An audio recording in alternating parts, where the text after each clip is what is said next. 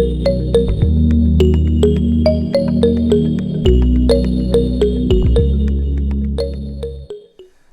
শিক্ষার্থীবৃন্দ, আমরা শুরু করতে যাচ্ছি এপিসোড 193। এই episode Bibi honours in accounting এবং বিবিএস পাস থার্ড ইয়ারের জন্য প্রযোজ্য এবং আমাদের আলোচিত বিষয় কস্ট অ্যাকাউন্টিং। আর চ্যাপ্টার লেবার বা শ্রম এর 7 নম্বর ক্লাস আমরা শুরু করতে যাচ্ছি এবং এই পাঠে তোমরা যা জানতে পারবে: মজুরি ব্যয় লিপিবদ্ধকরণ বা রেকর্ডিং অফ লেবার কস্ট। আমরা শ্রমিকদেরকে যে মজুরিটা দিয়ে থাকি সেটা কিভাবে লিপিবদ্ধ করা হয়। আমরা গত ক্লাসেও কিন্তু আলোচনা করেছি 2টি পদ্ধতিতে আমরা হিসাব রাখতে পারি বা লিপিবদ্ধকরণ করতে পারি। যেমন প্রণালীটা আমরা দেখে নিতে পারি। কি গত ক্লাসও আমরা উল্লেখ করেছিলাম।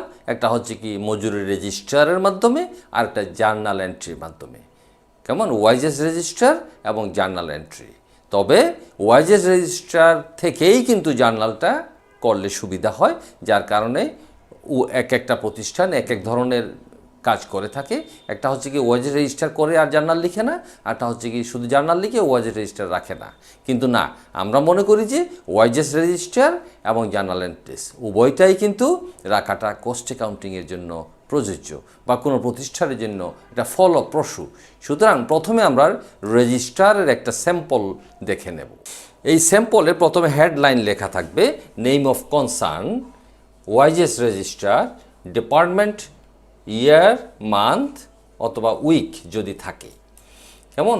এবং এখানে দেখো particulars of employee, SL number অর্থাৎ কতজন আমার এমপ্লয়ি আছে বা ওয়ার্কার আছে, নেম, ডেজিগনেশন, ওয়ার্কিং আওয়ার কয় ঘন্টা সে কাজ করেছে, বেসিক ওয়াইজেস মূল মজুরি কত, house rent allowed, total earnings.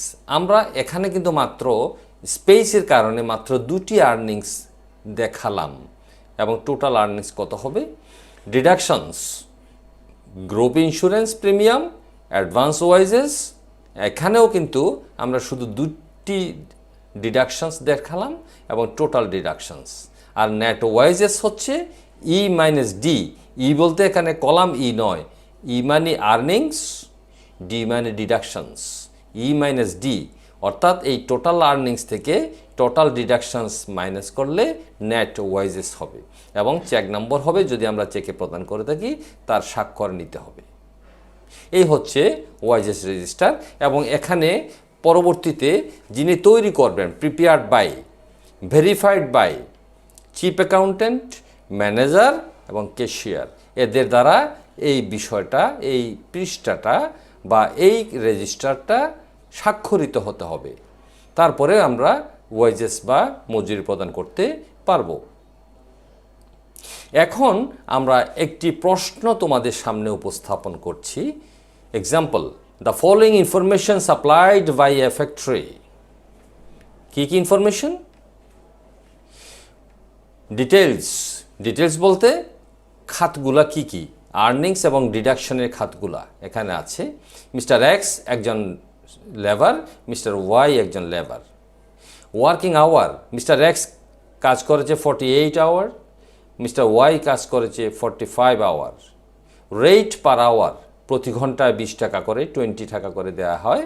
House rent 50% সবসময় কিন্তু বেসিকের উপর হয়, YO 50%। Group insurance premium, x 40 টাকা জমা দেয় এবং ওয়াই 100 টাকা জমা দেয়। অ্যাডভান্স ওয়াইজেস, এক্স 30 টাকা জমা দেয়, ওয়াই 70 টাকা অ্যাডভান্স নিয়েছে, সেটাও জমা দিতে হবে বা কর্তন করতে হবে। আবার বুঝে নিই, working hour, rate per hour, house rent, group insurance, advance wages. আমাদের রিকোয়ারমেন্ট কি? Required number 1 wages register first week June 2019, number 2 journal entries. এখন আমরা যে প্রথম কাজটা করতে যাব ওয়াইজেস রেজিস্টার, সেই আনসারের মধ্যে আমাকে প্রথমে হেডলাইনটা লিখতে হবে factory, wages register, department production department, year 2019, month June, week first. Okay, এখন আমরা সেই হেডলাইনগুলো কিন্তু আবারও লিখব। কী কী হেডলাইন? যেগুলো প্রশ্নে থাকে, যেমন basic wages, house rent, group insurance, advance wages, এই হেডলাইনগুলো আমাদেরকে মেনটেন করতে হবে। Serial number 1, Mister X, designation কি? লেবার, ওয়ার্কিং আওয়ার কত? 48, রেট কত ছিল? 20 টাকা। সুতরাং বেসিক হচ্ছে 960, হাউস রেন্ট 960 50%, 480, টোটাল আর্নিংস 1440। ডিডাকশনসের মধ্যে আছে গ্রুপ ইন্স্যুরেন্স 40 টাকা, অ্যাডভান্স ওয়াইজেস 100 টাকা, ইকুয়াল টু 140। 140 মাইনাস হবে 1440 থেকে। So net wages E minus D, earnings minus deductions, equal 1300। Number 2, SL number 2, Mr. Y, labor, working hour 45 hour, at the rate of taka 20, equal to 900 taka, basic wages, house rent 50%, 450, total earnings 1350, group insurance 30, advance wages 70, equal to 100. So net wages E minus D, earnings minus deduction, 1350 minus 100, equal 1250. Total basic wages, house rent, total earnings 2790, group insurance, advance wages, total deductions 240, equal 2550।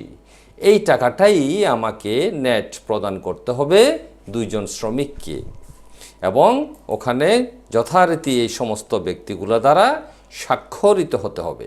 প্রিয় শিক্ষার্থীবৃন্দ, আমরা এতক্ষণ পর্যন্ত wages register সম্পর্কে আলোচনা করলাম। প্রথমে নমুনা দেখলাম, সেকেন্ড একটা প্রশ্ন দেখলাম উদাহরণ আকারে, এবং সেটার সমাধানের চেষ্টা করলাম। আশা করি তোমরা এই বিষয়ে বুঝতে পেরেছ। হ্যাঁ, এরপরও আমি এখানে আরেকবার তোমাদেরকে প্র্যাকটিক্যালি বিষয়টাকে দেখাই যে আর্নিংস, একজন শ্রমিক এই কত টাকা, মিস্টার এক্স 1440 টাকা আর্ন করেছে, তার থেকে কেটে নেওয়া হচ্ছে 140, ইকুয়াল টু 1300। মিস্টার ওয়াই 1350 তার earnings and deductions 100, equal to 1250। Total earnings minus total deductions, equal to net pay wages. এই ছিল আমাদের ওয়াইজেস রেজিস্টার সম্পর্কিত অঙ্কের সমাধান। এখন আমরা সেম বিষয় থেকে জাবেদা কীভাবে লেখা হয় সেটা আমরা জেনে নিই। প্রথম জাবেদাটা হবে মজুরি প্রদানের জন্য কর্তৃপক্ষ অনুমোদন করলে মজুরি হিসাব ডেবিট 2790 টাকা, প্রদেয় মজুরি হিসাব অর্থাৎ নিট প্রদেয় ক্রেডিট 2550 টাকা, কর্তনসমূহ ক্রেডিট। আমাদের আলোচিত প্রশ্নে দুটি কর্তন ছিল, একটা হচ্ছে কি গ্রুপ ইন্স্যুরেন্স প্রিমিয়াম আর একটা অ্যাডভান্স ওয়াইজেস। ক্রেডিট 70 টাকা, ক্রেডিট 170 টাকা। এই তিনটা আইটেম যোগ করলে কিন্তু এই 2790 টাকা হবে। এটা হচ্ছে কি জন্য? মজুরি প্রদানের জন্য অনুমোদন করা হলে। সুতরাং আমরা কারণ লিখব মজুরি অনুমোদন করা হলো। 2 নম্বর জাবেদা, এই যে প্রদেয় মজুরি, টোটাল মজুরি আসছিল 2790, প্রদেয় ছিল 2550, এই প্রদেয়টাই আমাকে পরিশোধ করতে হবে। এই জন্য প্রদেয় মজুরি হিসাব ডেবিট 2550, নগদান বা ব্যাংক হিসাব ক্রেডিট 2550, নিট মজুরি পরিশোধ করা হলো। এই দুইটি হচ্ছে প্রধান জাবেদা। আরও দুইটি জাবেদা আসবে, যদি প্রশ্নে উল্লেখ থাকে, যেমন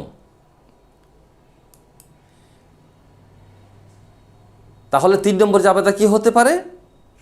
আয়কর সরকারি কোষাগারে জমা দেয়া হলে প্রদেয় আয়কর ডেবিট, নগদান বা ব্যাংক হিসাব ক্রেডিট। অর্থাৎ যদি ওই শ্রমিকের বা কর্মচারীর ট্যাক্স প্রদানের বিষয়টা এসে যায় এবং সেই ট্যাক্সটা আমরা কেটে রাখি তার থেকে, এবং এর পরবর্তীতে সরকারকে যখন জমা দেব, এই জাবেদা হবে। আর ভবিষ্যৎ তহবিলে দান বাবদ শ্রমিক কর্মচারীদের মজুরি থেকে কর্তৃত অংশ এবং মালিকের প্রদত্ত উভয় অংশ ভবিষ্যৎ তহবিলে জমা দেওয়া হলে প্রদেয় ভবিষ্যৎ তহবিল হিসাব ডেবিট, নগদান বা ব্যাংক হিসাব ক্রেডিট। ন্যারেশন কি হবে? ভবিষ্যৎ তহবিল জমা দেয়া হলো। প্রিয় শিক্ষার্থীবৃন্দ, আমি বোঝার সুবিধার্থে শুধুমাত্র জাবেদাটা বাংলায় করেছি। আমরা যখন আগামী ক্লাসে অঙ্ক করতে যাব তখন কিন্তু এগুলাও ইংরেজিতে আসবে। যেমন ওয়াইজেস রেজিস্টারটা আমরা ইংরেজিতে করেছি, এগুলাও ইংরেজিতে করব। আমি তোমাদের বোঝার সুবিধার্থে শুধুমাত্র যে আমি জাবেদায় বাংলায় উপস্থাপন করলাম। আশা করি তোমরা বুঝতে পেরেছ। আগামী এপিসোডের জন্য অপেক্ষা করো, আমরা ফিরে আসছি। ততক্ষণ ভালো থাকো, সুস্থ থাকো। প্রিয় ভিউয়ার্স এবং সম্মানিত অভিভাবক মণ্ডলী, আপনারাও ভালো থাকুন। আসসালামু আলাইকুম প্রিয় শিক্ষার্থীবৃন্দ, ওয়েলকাম টু নেক্সট ক্লাস।